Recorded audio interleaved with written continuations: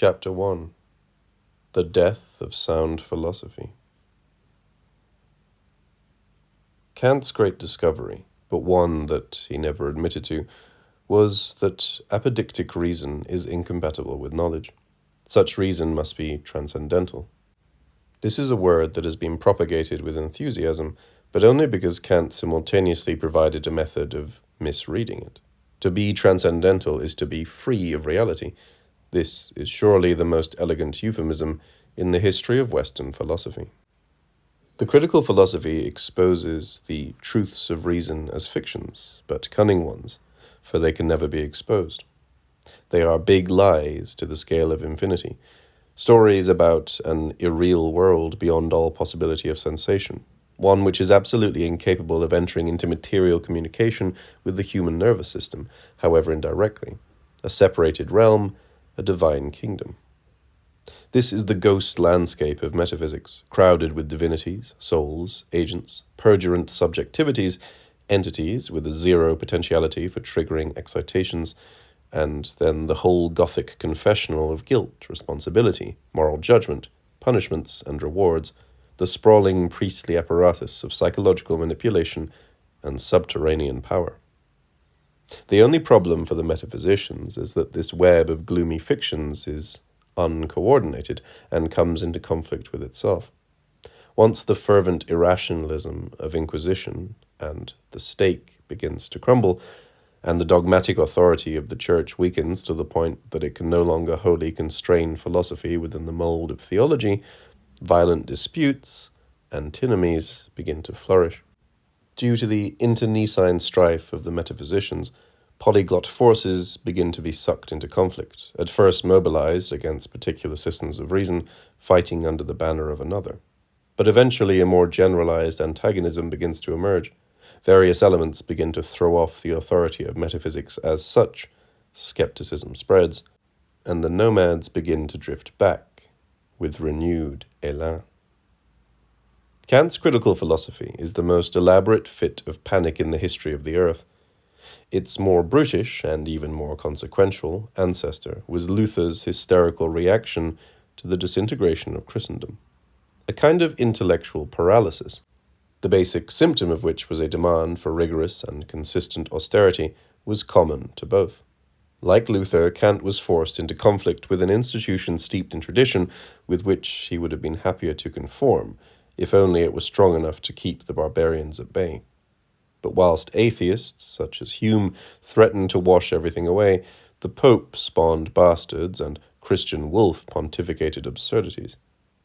There was only one answer: revolt in the service of the establishment, and the revolt, once begun, was carried through with a steel dedication. What was also common to both of these reluctant rebels was the renewed vitality that they breathed into the antique institutions they engaged. Within a few years of Luther, the Jesuits, after Kant, Hegel. Catholicism and metaphysics both reborn. After all, fear is the passionate enthusiasm for the same. In speaking of modernity, we acknowledge that an insatiable historicization has befallen the earth. A shockwave of obsolescence has swept away all perpetuities. Far from escaping the frenzy of abolition, thought has been sublimed in the white heat of its outer edge, functioning as the very catalyst of history. What is new to modernity is a rate of the obsolescence of truth, although it is still, as I write, possible for a good idea to last longer than an automobile. It is natural enough, therefore, that critique is an instrument of dissolution, a regression to conditions, to the magmic power of presupposition upon which all order floats. Cultures that become critical are rapidly intoxicated by lavish metamorphic forces. Reality becomes soluble in the madness of invention, such that it seems as though critique were luring nature into our dreams. Anything is allowable eventually, as long as it is extravagant enough, and nothing that is allowable may any longer be avoided. A critique only dates in the way capital does, cunningly. Both are names for metamorphosis as such, reproduced in their own substitution. To describe Kant and capital as two sides of a coin is as necessary as it is ridiculous. A strange coin indeed that can synthesize a humble citizen of Königsberg with the runaway reconstruction of a planet. Yet any attempt to render such an absurdity intelligible enmeshes us in the critical machinery that will always be associated with Kant. If counterbalancing the dominant mass of the real with transcendental philosophy is deeply unjust, to which tribunal shall we appeal? To one that is more universal, a transcendental move, or one that is more ontologically profound, a theological idiocy? Hegel sought to treat Kant with a sense of proportion, and his failure in this regard is also ours. This is why every variant of modern thought exhibits a complexion of retardation, critique, and aberration, since if it does not inertially resist the seduction of modernity's critical resources, it is torn between the twin lures of harmonizing with them or venturing into the expansive obscurities beyond. Philosophy, comprehending all theory, has no socio-historical pertinence for us other than its relation to Kant. In the case of Bataille, such a relation is superficially obscured by the prevalence of references to a Kojévian Hegel. But two obvious points can be made here. Firstly, the Hegelian text is nothing other than a response to the predicament of transcendental philosophy, so that all of its terminology is operative from the start within a Kantian register. And secondly, Bataille's philosophical vocabulary, regardless of first appearances, is in fact, and independently of Hegelian mediation, fated to address a Kantian inheritance. A preliminary sample might include sovereignty, a Kantian problematic before becoming a Hegelian one, the thoughts of limit, the unknown, possibility, objectivity, and end, as well as, and above all, the crucial difference between immanence and transcendence, along with its critical usage. The importance of Hegel to Bataille is not immediate. It stems from the character of Hegelian thinking as a redemption of Kantianism, its attempt to save transcendental philosophy from the lethal spasms welling up from within. Irrespective of his own immensely confused intellectual project, Bataille's reading of Hegel is a regression into the nihilistic momentum of critique, into a thanatropism which Kant largely misconceived, and which Hegel attempted to speculatively excise. Hegel's philosophy is the life support machine of Kantianism, the medical apparatus responding to a crisis. When Bataille explores this machine, it is not primarily in order to understand its inherent potentiality for malfunction, but to excavate the euthanasia it prohibits. Hegel's reading of Kant is complex and multifaceted, but also of an unprecedented coherence. Its intelligibility is, in the end, coterminous with the possibility of a system of reason or actual infinity. Hegel realized that the Kantian conception of infinity, which abstractly opposes itself to finitude rather than subsuming it, indefinitely perpetuated a dangerous tension, insofar as it ascetically suspends the moment of resolution. This bad infinity, the endless task of perpetual growth, capital, is incapable of ever diminishing the prospect of utter collapse. Kantian infinity is deprived of any possibility of intervening in developmental series, leaving them vulnerable throughout their length to the catastrophic collision with a limit, loss of faith, war, the eruption of an incomprehensible death. Kantian infinity is given, whereas Hegel sets to work. It is only a banal claim of Hegel's own thinking that history has no greater objection to offer than the profound immersion in his work. Unlike the expedition such Knechtschaft receives within Hegelian self-understanding, however, this is not primarily because there is no depth of servility or wretchedness to which the spirit of the system refuses to descend, but is rather due to the fact that the comprehensive voyage of experience that traverses such depths has, as its condition of existence, the uttermost abandonment of real independence. The filthiness and ignobility of Bataille's writing follows immediately from its being steeped in Hegel. This is not to suggest that such baseness is coherent with Hegelianism in any of its variants, for however immense the powers of reflexive self-comprehension exhibited by such thinking, the supremely vicious character of intimacy with the Hegelian text cannot be grasped within it. Investment in the system is not itself a relation internal to the system, and to make it so is merely to offer a hypercritical apologia for its degradation. If Hegel's prostitution to the Prussian state can become speculatively intelligible, this is only at the cost of etherealization, which, in itself, is consummate objection, deceit, and travesty, or, put succinctly, definitive humanity. This is not to provide the justification for a dismissal of Hegel. Hegel remains strictly unintelligible to us, and any claims to the contrary are anemic tokens of bourgeois apologetic. Insofar as Bataille depends upon the overcoming of Hegel, he is an inanity. That Hegelianism is a sad farce of the Academy decides nothing as to its eventual sense, and if postmodernity depends upon a decision in respect of Hegel, it is a culture of accommodation analogous to Hegel's own crude response to Schelling, or to the even more devastating oblivion of Schopenhauer's thinking within the formative phase of 19th century German metaphysics. The internecine conflict between germinal possibilities of post-Kantian thought is appropriately judged by a laughter whose measure is the preponderance of capital within modernity. It is as comic as the hatred Trotskyite sects bear for each other as they squabble over the management of a future whose probability slides asymptotically towards zero. A dialectical illusion is the error exposed by transcendental critique, through which reason pretends to the transcendence of itself. It is associated, on the one hand, with an objectivistic interpretation of the intellectual forms of a representation as independently existing structures of things in themselves, and, on the other hand, with an attempt to grasp the subject as if it were an entity separable from its own operations, the latter being a mistake that Kant entitles paralogism. Descartes' ontology of extended and thinking substance exemplifies both of these errors. Such dialectic is the object of critique, and is always a confusion between conditions of possibility and their products. Kant describes this confusion as one between conditions of objectivity and objects, which in Marx's case are producers, labor power, and commodities. In Heidegger's, being and beings. In Derrida's, writing and the sign, etc. Such confusions misconceive the transcendental as the transcendent, performing a gesture that can be described as metaphysics, fetishism, ontotheology, logocentrism.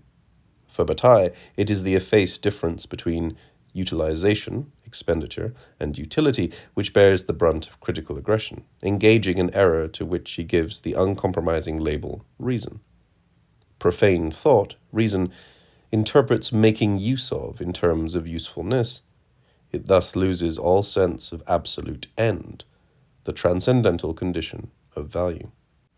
To repeat Kantianism, modern thought, is to perpetuate the exacerbative displacement of critique, but to exceed it is to cross the line which divides representation from the real, and thus to depart both from philosophy and from the world that has expelled it into its isolation. Critique is a matter of boundaries, or the delimitation of domains of application for concepts. It is inherent to critique that a terrain of unthinkability is delineated, or that limits are set to the exercise of theoretical endeavor. The Kantian name for the items within the legitimate field of theoretical cognition is phenomena, whilst the extraterritorial items are called numena, or things in themselves. Because the noumenon escapes the categories of the understanding, which include modality, we can neither say that it is possible nor that it is impossible. Noumena are what escape the competence of theory, being those things which are unknowable in principle. That, therefore, which we entitle noumenon must be understood as being such only in a negative sense. The most influential attempt to establish a new coherence between conception and its outside is Hegel's, in particular his phenomenological solution to the delineation of experience. Hegel argues that the boundary of experience is produced by the inherently self-transcending character of reason, so that the discursive excess which is exhibited, for instance, in the word noumenon, expresses the negativity or freedom of spirit in relation to its content. Spirit is not confined by the difference which restricts or determines phenomenality, since it is itself its auto-differentiation. The outside of spirit at any moment of history is merely its own unreclaimed, alienated work. This is not merely to collapse Kant's thing in itself back into the phenomenal world, because Hegel does not think of spirit as a timeless, transcendentally pre-given system of cognitive faculties, in Kantian fashion, but as a historical auto-production in which the self is really, and not merely reflectively, determined by the logically orchestrated content of thinking as and through time. Hegelian theory is not formal but speculative, which means that the subject is developed, and not merely expressed, through the series of predicates by which it is thought. Hegel considered Kant's basic failing to be an inability to see that the limits of reason are self-legislated, so that when intelligibility is absolutely consummated, the ethical order is recognized as commanding for nature. Spirit must abandon itself to its noumenal extinction in the confidence that it cannot be identified with its perishable pupal stages, but instead finds eternal life in the thinkability of death. Finitude is only possible through a spiritual production transcending and comprehending it as a necessary moment of itself. Humanity becomes God in the mode of a return by expiating its finitude on the cross of history, whereby alterity is neutralized into the reconciliatory phenomenology of absolute spirit equals God. So much for the novelty of the Hegelian imagination. Since Hegel, the word phenomenology has fallen even further into disrepute. Compared to the majestic pomp of the Hegelian system, the philosophy of Edmund Husserl, with which the word phenomenology is now inextricably tangled, is a mere neo-Kantian eccentricity. There is something profoundly infantile about the egocentric obsession of Husserlian thought. One is reminded of Fichte. It is only worth mentioning at all because, primarily for socio-political reasons, it has not been without defenders. If in the Hegelian mode of philosophizing, alterity is reduced into a collective, auto-generative knowing, in the Husserlian mode, it is reduced into a monadic, transcendental ego, at the limit a petit bourgeois parody of Hegel's absolute, God in the guise of a minor state employee, for which the Kantian noumenon is bracketed as a transcendent or naturalistic postulate. The transcendence of the object is reconstituted on the side of the subject as the intentionality or inherently outward-oriented character of experience. Experience is intrinsically transcended, i.e., to experience something as an experience of something beyond the experience itself is simply what experience is in itself. That thought concerns something outside itself is a transcendental structure of thought. Rigorous phenomenology of the Husserlian type, whereby all questions of reference are replaced by an analytic of intentionality, leads straight to idealism and solipsism, and thus, as Schopenhauer persuasively suggests, to the madhouse, although it is an insipid insanity they offer us. An altogether richer vein of thought is that initiated by Schelling, provoking Hegel's famous remark concerning a night in which all cows are black. Like Hegel, Schelling saw the weak spot of Kantianism to lie in the impossibility of a rigorous determination of the transcendental ground of knowing, since what is transcendental has to remain immanent to its own disjunction. What differentiates these two philosophical modes is that where Hegel's Aufhebung, or assimilatory negation, passes through the other, appropriating it as a mediating pause of absolute reason, Schelling's indifferens undercuts the articulated terms, exacerbating the critical gesture, since one of the transcendentally subverted terms is, in each case, the simulacrum of the transcendental. Hegelian thought is guided by the exigency of comprehension, which, at the limit, grounds itself. Schelling's by that of transcendental grounding, which, at the limit, comprehends all difference. In their early 19th century systematic forms, these types of thinking can seem very similar, but as they divergently concretize themselves into contemporary philosophies of critical theory and deconstruction respectively, their difference becomes more stark. The most important rhetorical symptom of this difference is the contrast between an ever more nostalgic discourse on the failure of totality on the one hand, and an ever more complacently impotent discourse on the impossibility of radical subversion on the other. In their recent forms, both discourses make frequent and preposterous claims to a Nietzschean inspiration. It is not Hegel or Schelling who provide Nietzsche with a philosophical taproot, but rather Schopenhauer. With Schopenhauer, the approach to the noumenon as an energetic unconscious begins to be assembled, and interpreting the noumenon as will generates a discourse that is not speculative, phenomenological, or meditative, but diagnostic. It is this type of thinking that resources Nietzsche's genealogy of inhuman desire, which feeds in turn into Bataille's base materialism, for which noumenon is addressed as impersonal death and an unconscious drive. Even though Bataille exhibits little interest in Schopenhauer, and even a measure of casual hostility, his location in relation to the history of philosophy cannot be pursued without attending to the meditation upon the will that Schopenhauer initiated. Kant's conception of the will, Wille, provides a certain baseline for the thought of desire because it is the sophisticated rendering of a crudity. The folk psychology of intentions finds a baroque justification in Kant's philosophy, but scarcely even the most fleeting interrogation.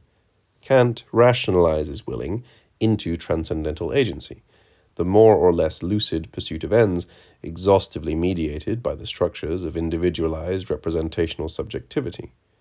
Humanism reaches its zenith in such thinking, where the will is conceived as the condition of possibility for the efficiency of concepts, the whole miraculous adaptation of transcendent reality to representation.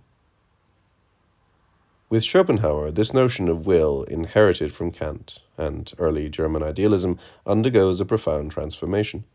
Such terms as will to power, libido, and orgone, for instance, can be seen to negotiate with the terminology of Kantianism only after their specifically Schopenhauerian modulation has been recognized. Schopenhauer no longer understands the spontaneity of will as a predicate serving to differentiate the transcendental subject from the inertia of matter, as Kant does. Rather, the terminology of the will, desire, is guided through its first faltering steps towards a notion of increate matter. Schopenhauer reserves the word matter, die Materie, for the fundamental determination of objectivity within representation, which he distinguishes from the will, whereas later thinkers, beginning with Nietzsche and including Freud as well as Bataille, shift the sense of matter towards the substratum of appearances, impersonal, unconscious, and real, that Schopenhauer calls will. Increate matter is a translation of will or noumenon, a designation for the anti-ontology basic to any positively atheistic materialism. To say the world was not created is to deny there is a God, writes Hobbes in his Leviathan. Such a thought is at variance with the most prevalent scientific conception of matter, only insofar as science has, despite many of its pronouncements, tended to be implicitly agnostic, or even theist, rather than virulently atheistic in tendency. Due to this dominant attitude, first systematized by Kant in his determination of theological ideas as postulates of practical reason, matter has continued to be implicitly conceived as ens creatum, distinguished from a creative being which is determined as an extrinsic spontaneity. Matter as ens creatum is essentially lawful, whilst increate matter is anarchic, even to the extent of evading the adoption of an essence. This is why Schopenhauer considers the principle of sufficient reason, or logicality of being, to have a merely superficial validity. Schopenhauer reverses the traditional relation between intellect and will, for which willing is the volitional act of a representing subject, and recasts the will as a pre-representational, blind impulse. His advance is nevertheless an extremely limited one in certain respects. He considers the anarchic character of the pre-ontological cosmic bedrock to be morally objectionable, and merely replaces its traditional theistic determination with an extrinsic moral principle of absolute negation, denial of the will. This anti-materialist dimension of his thinking can be seen as stemming from the requirement that unlawful being should retain the, idealistically grounded, juridical potentiality for the condemnation of itself. Without rigorously interrogating the basic values of his moral heritage, he continued to associate that which is not God with radical imperfection and sin, so that unregulated will is thought of not as irresponsibility, but as malice. Perhaps it should not surprise us to learn that Schopenhauer lent his opera glasses to a Prussian officer in 1848 in order, as Lukács tells us, that he should have a better view of the rioters at whom he was shooting.